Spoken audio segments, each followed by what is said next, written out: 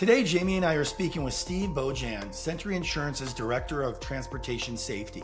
Steve brings a wealth of experience in the trucking industry, risk mitigation, workers' comp, and more recently in the insurance space related to the trucking industry as a whole. We're going to talk extensively about dealing with risk issues as well as how to promote a culture of well-being in the trucking industry as a whole. I think there are a ton of insights that you're going to find. Please join us, and we hope you really like this episode.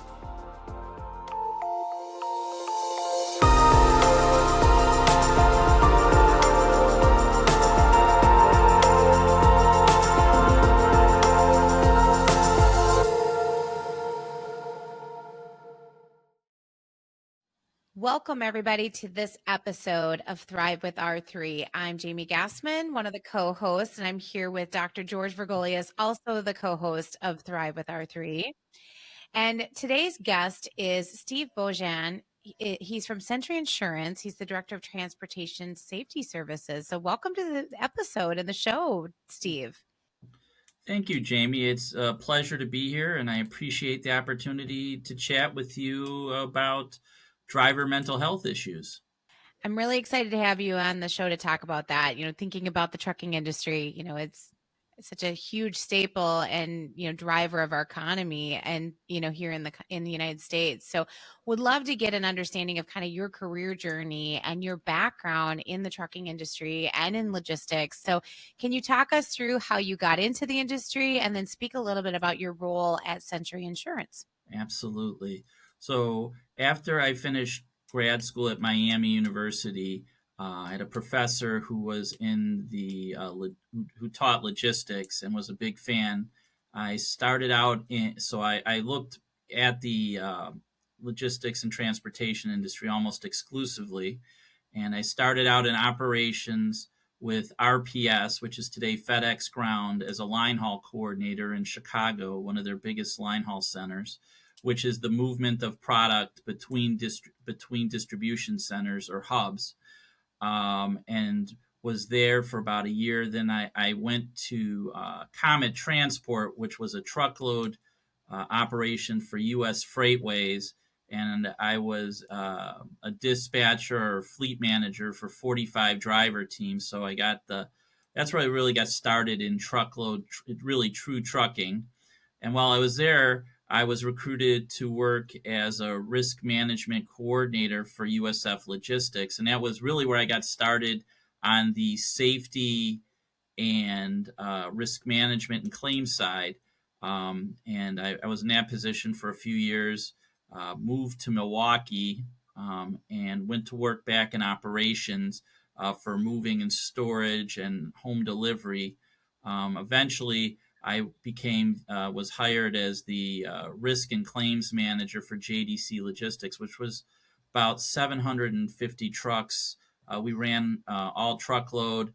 We did primarily OEM auto freight, parts to the auto plants, and I was responsible for auto liability, work comp, cargo, and claims, and also purchasing of insurance and managing the relationships with our insurance carriers and our insurance brokers. So that was really my introduction to broader risk management. From there, I was recruited a number of years later to go to work for Zurich Insurance as a risk engineer. So the focus became more from the after effect of critical incidents to the pre, as I was a risk engineer as a safety consultant for Zurich, working with preventing crashes, preventing injuries, and working with fleets on operational best practices. And then from there, I moved to an insurance broker. I was the vice president of transportation risk services for trucking and, again, transportation-related risks for Hub International, and was traveling around the country and Canada, assisting with those types of risks and safety issues and compliance. From there, I ended up at Unigroup. I've kind of been around a little bit, I guess. Went to Unigroup as the director of risk management and crash prevention. Unigroup is United and Mayflower Van Lines. I worked for the national company. We had about 4,000 trucks. I've been now with Sentry for almost a year and a half. Again, back on the insurance side, and working in transportation safety services, primarily crash prevention, compliance, and risk assessment. That is a wide, right? It's interesting, Steve. You said that you've been around, which is a humble way, I think, to say that you have an amazing breadth and depth of experience, right? Mm-hmm. I was going to ask how you kind of migrated from the trucking industry to insurance, but you kind of gave us a really great roadmap of how that evolved. So I'm going to spin a question a little bit differently. Now that you're in the insurance side compared to when you're on the trucking side, do you need a different mindset to approach your current role as you're looking at risk issues from an insurance coverage side, as opposed to working directly with a carrier or with a truck carrier? Not really. At the Okay. end of the day, it comes down to doing the right things. And the focus has always got to be on how can we do the right things to be as safe as possible. The one difference, if I don't know if it's a focus, Yeah. but it's a time related thing, is when you're on the insurance side from a safety standpoint, you go to sleep at night and your phone doesn't ring at 1 a.m. because there's a crash or an injury, Yes. as opposed to on the insurance side where we're dealing with the after. On the safety side, claims is a little different, but we're dealing with the after effects at 7 or 8 in the morning, and we're a little post. We're trying to say, what could we have done differently? What can we do differently in the future? We're not living as much in the moment. Yeah, that's well said. Well said. Yeah. And the trucking industry, just like any other industry, has their own unique challenges. And so when you and I were talking ahead of time and prep for this episode, you mentioned that there were 3 areas that are the areas of concern for the trucking industry that I kind of want to segue us into to diving into. Sure. So driver retention, I think, has been a constant for a while now. The emotional impact of the post crash, or the incident, or the road rage, as we talked about that, kind of that impact that, from the mental health side of it, how do we help keep them driving when there's been incidents on the road? And driver safety, I know we connected. I shared my dad was a on the road truck driver, and he shared some of his scary potential violent situations, and you had indicated that it's even gotten worse. So we're going to dive into that a little bit as well. But I thought, let's start out with the driver retention side of it. The trucking industry is known for its high driver turnover rates. What are some of the biggest challenges that these transportation companies are facing in retaining their drivers, and what strategies have proven effective in keeping them on the road? Biggest challenge in over the road trucking in particular is unlike most other businesses, if I were to leave a job today as a truck driver, I could have 3 jobs tomorrow and by Friday be in the office starting. As an adult, there's almost no other industry where there's that low of a barrier to entry for a driver. They're in such demand. And this is caused at the end of the day by the challenge of home time. Over the road drivers in particular are out on the road. When I started, as I was saying with Comet on the team side, we had drivers that were out for 3 weeks at a time. It's incredibly hard. In the moving business, you can be out for 2 to 3 months during peak season for a time. That's why you see those giant tractor, the sleepers behind them. There's like a shower in there. There's a kitchen. It's a whole kit caboodle in there. So you have that being out, being away from your family. You're earning a living, but yet you're not able to enjoy the fruits of your labor. And then there's the stress of not being as much in control of things as in some other businesses.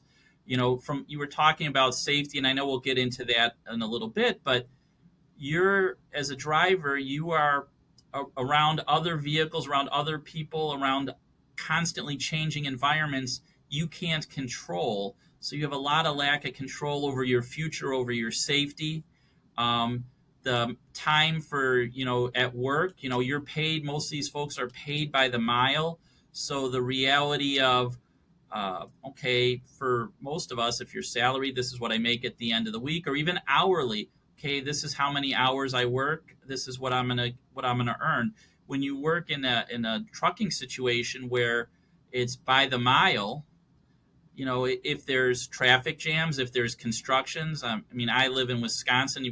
I think all of us are in the upper Midwest. There's two seasons, winter and road construction. All of a sudden you get this congestion around Chicago or St. Louis. Atlanta is really bad. I know that's in the South. And you're stuck. You can't control that. So your earnings go down. And, oh, yeah, by the way, the government is saying you can only work so many hours a week, regardless of anything else that's going on, and it becomes very stressful. Yeah, that's interesting. There's a number of things you said that I wasn't thinking of. Well, again, I'm not an expert in the industry, but that lack of control, I never thought of that. But you're absolutely right. You're at the mercy of traffic patterns. You're at the mercy of weather. You're at the mercy of other drivers and how safe or unsafe, right, they're driving. And what's interesting, Steve, is we do a lot of work in the legal sector, and where a lot of burnout and stress hit them is under the constant grind of billable hours. I never thought that same dynamic plays out in the trucking industry, but I imagine it does. That constant grind of, I'm not going to get my miles today because I hit bad weather, or I hit a traffic jam. Absolutely, it's a huge challenge. Your check, what's going home to support your family. And I didn't even mention the breakdown. Today, you're running 10 to 15,000 miles a month. You have any kind of mechanical breakdown. 15 years ago, you'd be out maybe in a couple days of the shop. Today, you could be sitting in a shop just like a car, because there's such a shortage of mechanics. You could be sitting in a shop for a week waiting to be repaired. And whether you work for yourself as an owner operator or for a large fleet, or any fleet really, you're not getting paid if those wheels aren't turning. Right. And that's Wow. incredibly stressing. And, again, because of the regulations for hours of service, which are good, don't get me wrong, you only have X amount of hours. You can only work so many hours in a day. You just can't, unlike some other professions where maybe you could put in an 18-hour day, you can't do that in trucking. You catch up. You can try to catch up. You can't do that. Yeah. Interesting. Yeah.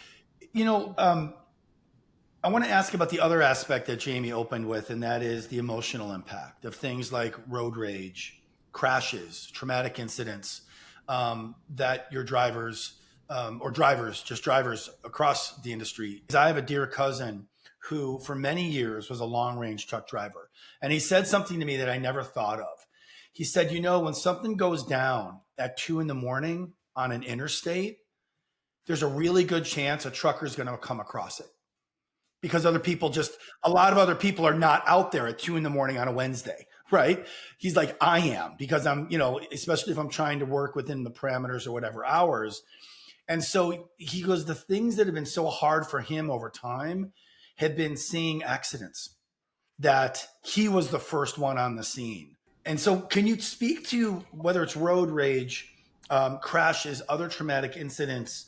Can you share some experience or stories just to give our audience a flavor for some of the stressors and I'll say the traumas that drivers have to encounter as part of the cost of doing the job? 2022, I think, is the most recent data.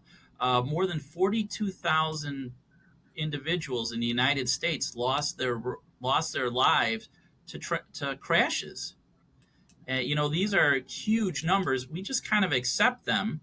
If we were talking about a disease, there would be an initiative to bring this to an end. And where the numbers were going down for many years due to safety, due to speed control, due to better safety equipment on vehicles, the last 3 to 4 years, those numbers have been headed in a negative direction. As a driver, oftentimes we're they're going to be driving, like you said, in these off hours when traffic is less. That's when a lot of the crashes, the severe crashes, go up. Common sense would tell you that your most severe crashes are in a big city. But the catastrophic losses tend to be in rural areas. There's a lack of attention. There's a lot of distraction. There's a lot of complacency. Seeing those it is traumatic, even when you're not involved. The trucking industry has an award, what's called Highway Angels. The TCA hands those out when a driver will stop and pull somebody out of a burning car or a life-threatening situation and pull them to the side. Sometimes it's just holding the hand of that person, knowing that there's not going to be an emergency responder for 15, 20 minutes, a half hour, because a lot of these things happen in such rural areas. And it's hard to get people out there. That's a lot of trauma because that driver's thinking, this could be me. The worst crash I was ever associated with personally was a number of years back when I was at a truckload carrier. We had it wasn't our driver's fault. It was a 6 fatality crash. Somebody hit our truck, caused our truck to lose control, and another vehicle was struck. And our driver and the other vehicle ended up in the water. Is a whole long discussion, but the reality is 6 people were killed. Our driver he wasn't able to drive a car for 6 months. He'll never drive a truck again. It was incredibly traumatic because at the end of the day, and this was a crash that wasn't his fault. And it's important to remember, most crashes, the majority of crashes between cars and trucks, it's not the truck's fault. Yeah, what's interesting, Steve, is when we were prepping for this discussion, Jamie and I uncovered, and our team uncovered, and I want to say it's from the ATA, the American Truckers Association, something like 65 to 70% of accidents that involve truck drivers are not the driver's fault. It's not the truck driver's fault, to your point. Another thing, though, as you're reflecting, and then I'm going to kick this back to Jamie for the next follow-up, but as you were talking, it struck me that driver, and I'm even now thinking of my cousin, I never thought of asking him this, after they assist at a scene or just hold the hand of somebody, the paramedics come.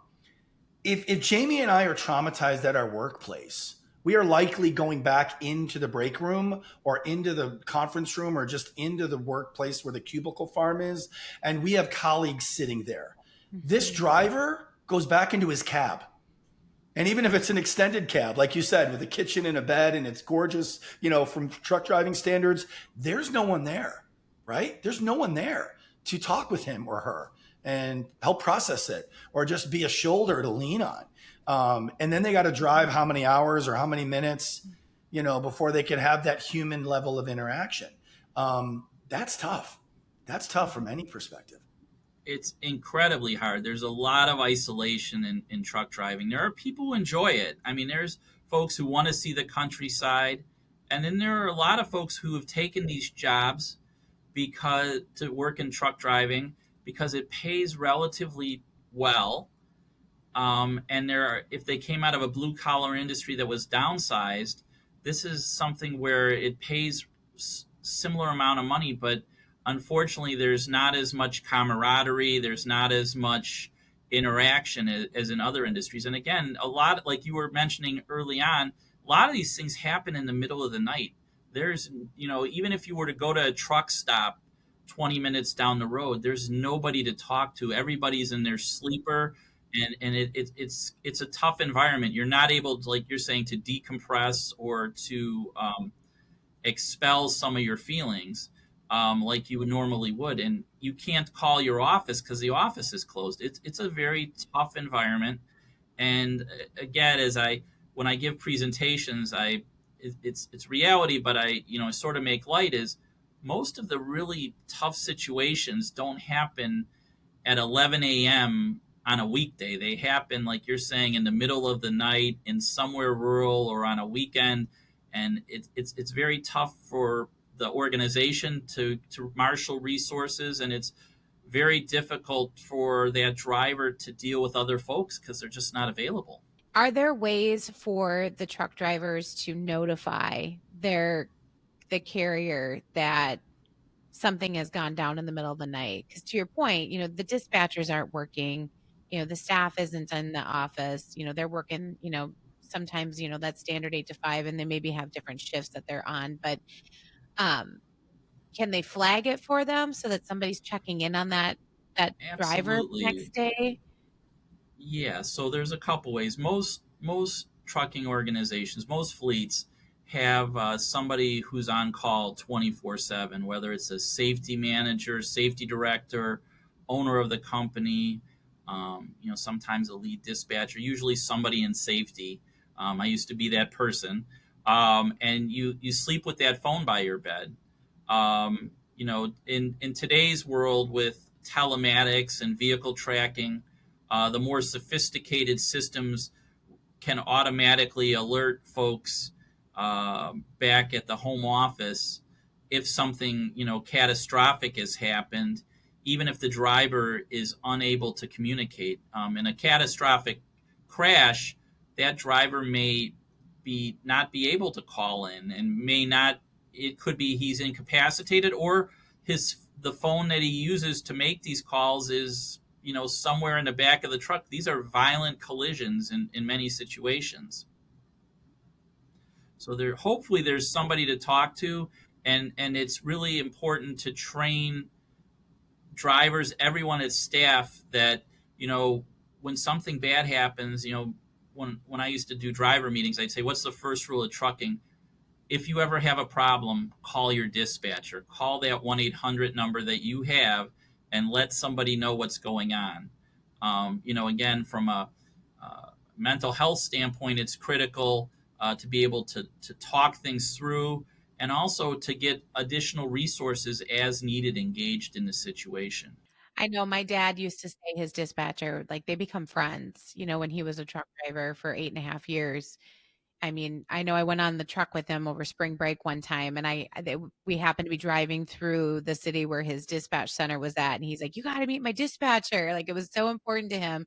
So there's definitely that strong connection.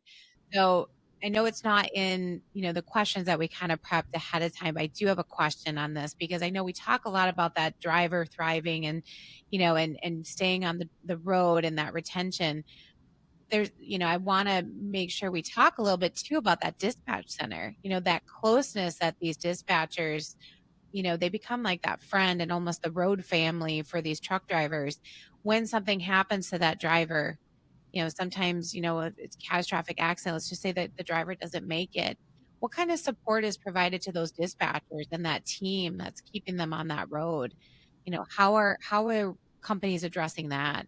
It's a wide array. When I was in dispatch, I had great relations with my drivers. I think the most important thing, a dispatcher, the most important trait that they need to have is empathy. You have to empathize, because most dispatchers were never drivers. I don't have a CDL. I don't think I trust myself with the CDL. But it takes a lot of skill to drive a truck. It takes a special person.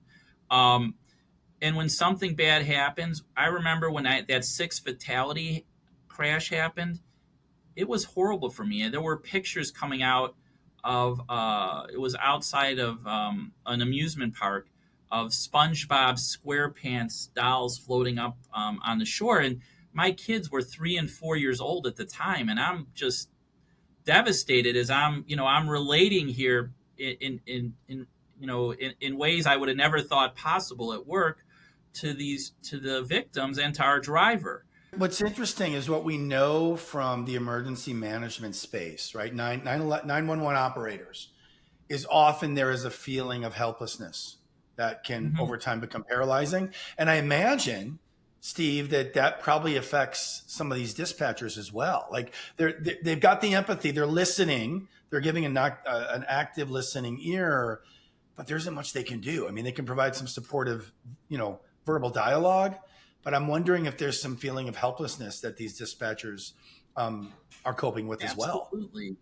I mean, it can be very challenging. And, when you think about it on the dispatcher side, there's the crash that we're talking about, or critical incident, but drivers will have things happen over the road. I mean, for folks who travel in general experience this. I mean, nothing seems your worst incidents at home don't seem to happen when you're sitting there at like 6 o'clock at night.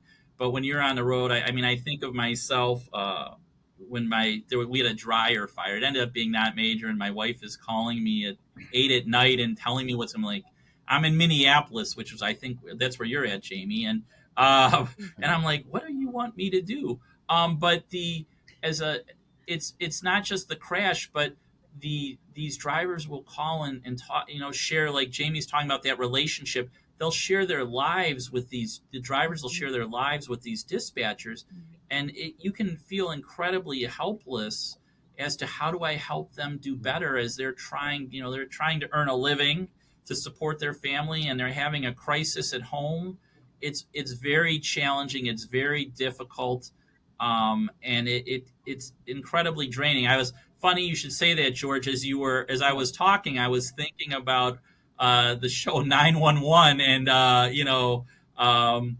it's you're thinking about watching those EMS, the folks at the call center, and how challenging it is, and you're just dealing with these problems and you feel so much for the driver as they're going through these things. You've talked about how the violence in the trucking industry is a growing concern. Certain cities, you don't stop your truck in. Like, you pause for a minute to make sure nobody's coming through that stoplight, and you just keep going, because if you pause too long, your brake lines will be cut, and the next thing you know, your life is now in danger. So can you talk about some of the scenarios that drivers are facing today out on the roads and in some cities and some areas that, our listeners, find interesting, in terms of what some of the other things outside of just like a crash scenario, other emotional impacts that they're going through? One of the biggest dangers is truck parking and finding a safe place to park. There was a driver a number of years ago. His name, it was Jason, and Jason parked in front of a gas station because there was no truck parking, and he was killed. They attacked him in his cab, and that's where a number of states have laws called Jason's laws to improve truck parking. The United States Congress and many states are taking on this challenge to find enough parking for the hundreds of thousands of drivers who are looking for a space overnight. There aren't enough spots at the rest areas or the truck stops today. And again, a lot of places in the past, like terminals, don't exist, and receivers won't let you park it overnight. So it's hard to find parking. And again, with the laws and ELDs, it's getting, when you have to shut down, you have to shut down. So there's that side, which is finding a safe place to park is critical. And like you said, certain cities, we probably shouldn't mention the names, are not particularly safe. And, you try to avoid those like the plague. As a driver, you want to go another 20 miles out of town just to be safe. The other area that's really kind of changed in the last couple of years is cargo theft. There are a lot of hijackers targeting the trucking industry. When you think about it, you have 40 to 45,000 pounds of cargo, and it can be incredibly valuable. And it's not necessarily computers and cell phones. Think about a truck full of blue jeans or potato chips, candy bars, cigarettes. It's incredibly valuable, and thieves are more desperate. There's gangs of individuals that are looking to steal, particularly off the coasts and the port areas, and so there's that danger. And the other, last but not least, when we talk about violence, it's a high. George had mentioned previous about being able to unload some of your frustration. You don't have that cube farm, so to speak, to talk to your next door neighbor. There's been issues at truck terminals with violence with dispatch and drivers at truck stops because frustrations can run high, and usually they start with small things, and then they kind of escalate because there's just not that relief valve that there is when there's a lot of in-person interpersonal relationship. It's interesting, Steve. One of the and I don't know if you know this, and some of our viewers and listeners know this perhaps about me. One of my areas, or my training, is in forensic psychology, and one of my areas of expertise is threat management and workplace violence. And we've known for a long time that one of the difficulties in the trucking industry, in the kind of violence that they deal with, is the isolation, right? When they are victims of violent assaults or attacks or attempted robberies, again, it's not 2 blocks from a precinct office, right? It's usually out in the middle of nowhere, late at night or very early in the morning. And that adds additional risk. How does the industry help mitigate those threats? Those violence risks? Is there awareness training? Are there other things that the industry has learned over time to kind of help? Because you can't really shape the environment. So the environment can't always be shaped or shifted. How does the industry try to mitigate those threats? Well, the first is, educating the driver as to effective trip planning. Think about where you want to be. That's not always the case. These variables come into play. Where do you want to be? Where's a safe place to go? That's first and foremost. Having, some of the larger organizations have terminals around the country which are, have safe parking. I came out of the moving industry, and there's agreements between agents to let drivers park on their properties because obviously safety is critical. For a lot of folks, it's not so easy. That rural area is generally better than some of these metro areas where there's a lot of warehouses, a lot of railroad, because there's, again, truck terminals are not in the best. Nobody wants to put a truck stop right near the nice area of town. I mean, you don't see truck stops in the middle of They're not next to Saks Fifth Avenue. Yeah. No, they're not. And so, those are some of the challenges. So it's really that education, that planning ahead, and kind of looking for places to go. What makes it even sometimes worse is certain industries, you can't come on their property early. And if you're late, you're going to have to find, you go to the back of the line, and you are going to have to find some place to stay for another day, which is really rough. Again, it builds it's a twofold. One, puts you in a dangerous area, and it creates frustration and that kind of that a little bit of that rage that builds up of, I'm only 20 minutes late. Why are you doing this to me? Steve, quick follow-up to that.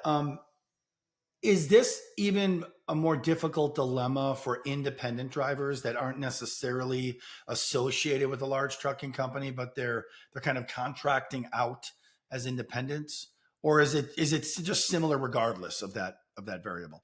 The smaller the fleet, oftentimes the more challenging it is, because the largest fleets have relationships oftentimes with their customers, and have some power that kind of goes both ways. You scratch my back, I scratch yours, and they understand the relationship. The smaller fleets today, in particular today, where a lot of freight is coming off of load boards and through brokers, and that relationship between the trucking operator and the customer no longer exists. It's very transactional. It's become that much harder.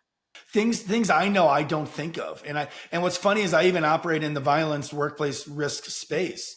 And it's just really interesting that these are variables that we take for granted so easily. We just don't think of the burdens, absolutely, right, and the dilemmas that our drivers face. Yeah, absolutely. I think of when you're on the roadway, if I'm commuting into the office and I see cars cutting trucks off, not letting them in because they don't want them in front of them, that couple seconds that you might lose just to allow that truck to cut over and let them know it's safe for them to cut over can make such a difference on the roadway, and why rush up to try to cut off that truck? I mean, I've seen it so many times. I'm like, okay, it can't stop as fast as you can. So it's just those little things, because I can imagine it's just so stressful to drive through kind of a heavy congested, traffic situation.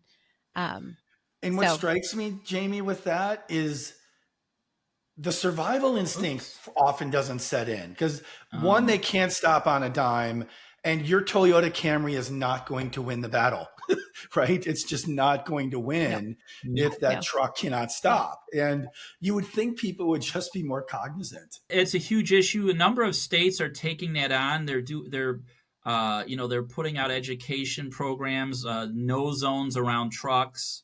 Some of the high schools are working with trucking companies and state trucking associations to educate high school students on the dangers of driving around, big commercial vehicles, because That's they great. they don't stop. And as I'll tell any person who drives, you will, we can talk about safety features, we can talk about anything. You're never going to beat physics.